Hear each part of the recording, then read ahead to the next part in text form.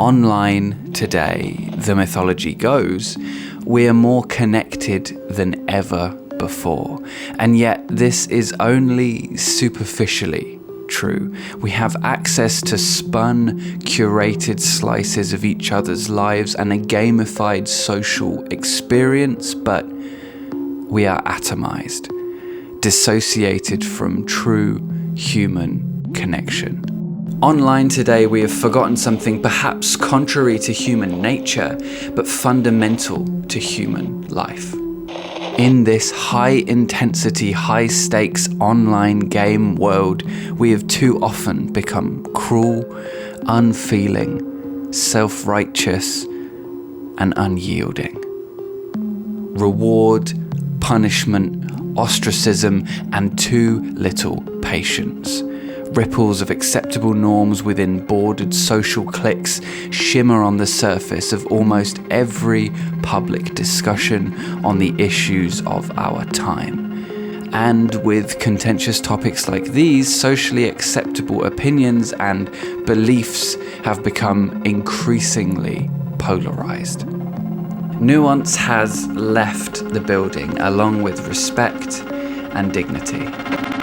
Since 2016, things have gone from bad to worse. The immediacy, the urgency that took hold when things most of us took as given appeared to be under threat.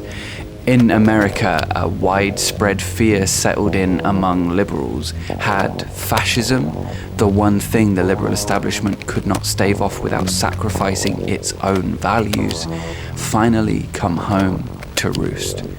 Similar tensions rose with nationalist sentiments in Europe and the UK, and while some pressure was released in 2021 across much of the internet, the intensity has only compounded. This, along with the pandemic, has made it increasingly difficult to discuss already contentious issues online, especially on platforms that are optimized to reward incendiary engagement. A perfect storm. But at the heart of most of this polarization is a shared belief. A belief that there is one correct answer to a given problem. So much of how we tend to approach these kinds of discussions, particularly on social media, is from this monistic view that there must be one correct answer to the problem we all recognize we are facing. But how true is that? Imagine you and another person have been randomly selected and tasked with solving a problem, traffic collisions at a particular junction. To go about solving the problem, you will first have to agree that this is a problem at all. Your partner may be of the opinion, for example, that only stupid people end up in car crashes, and so a few less stupid people, well, that would be natural selection and we'd all be better off for it. But even if you agree on the problem, there is no guarantee that your values will line up with those of the person you're sitting across from in other areas. Following this, it stands to reason that even if you do eventually manage to solve the problem at hand, you may both agree on the solution for different reasons. It is equally possible in another scenario you may arrive at different conclusions, having similar or the same values for a variety of reasons. Each time you have both arrived at your conclusions by employing your unique experiences of life in the application of rationality, moved as ever by human emotion. Now, this is not some plea for some pithy display of performative tolerance, nor is it some paper-thin declaration of the right of another to speak their mind. This is a request to consider that just as there is a rational explanation for why you have arrived at your conclusion, there is almost always a rational explanation for why someone else has arrived at their own contrasting view.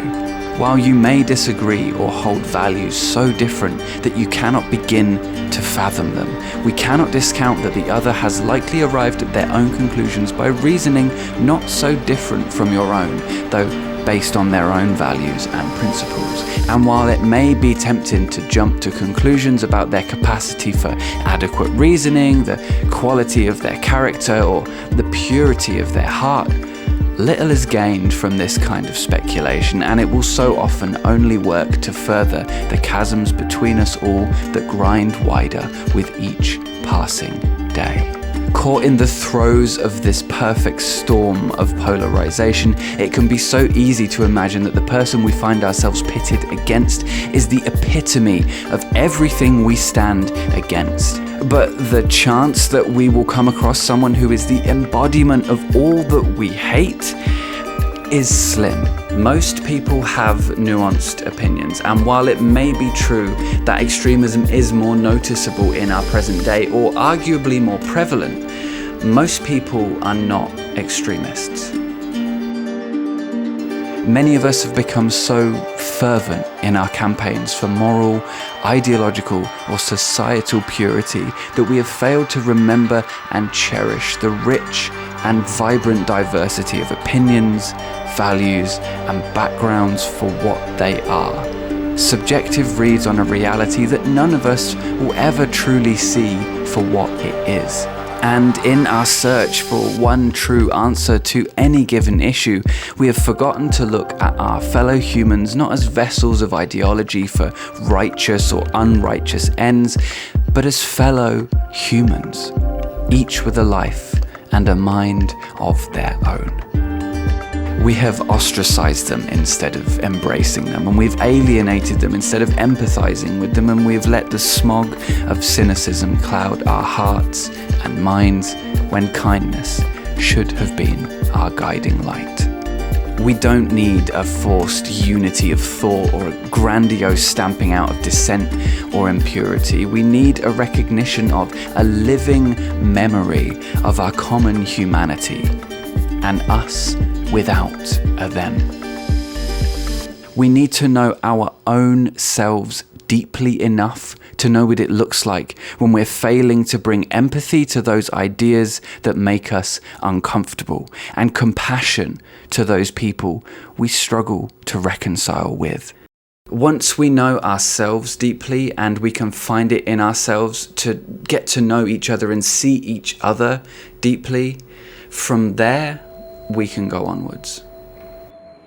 We have each been born, thrusted frail into a world without knowledge or consent, burdened with the gift of life, and one day we will all die. We each have struggled and known loss. We've each grieved. We've each known love and bitterness and frustration and joy and fascination, or else we will one day. We each learned to be in the world, to wrap our hands around things and hold them. And whatever this life has done to us, whatever it has made us, whatever we've done to survive, whatever we've given up to become who we are now, we are all human. To remember this is to begin each and every encounter with a recognition for the shared hardship of existence, with a recognition for our common humanity, with compassion. There will, of course, inevitably be disagreements. There will always be the ebb and flow of progress and conservation in our changing world, as there has always been. But to ever begin to find common ground, we must meet each other honestly and openly. It is easy to see those who hold different values as our enemies. It is easy to see those actively working against our aims as deplorable.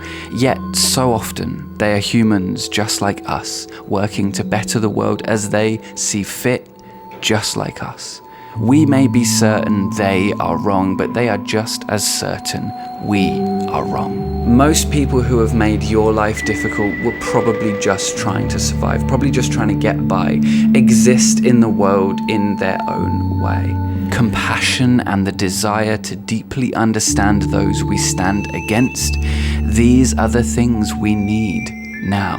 Because even though we find ourselves disagreeing down to the most fundamental points, to erode our shared sense of dignity and respect would represent the likely irreversible loss of a thing which we, as the inheritors of the triumphs and failures of humanity, are the current custodians.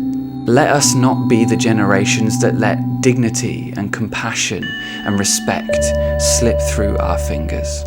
Let us be the generation that had the strength of character to rise above disagreement, to recognize our common humanity and hold dear to an us without a them.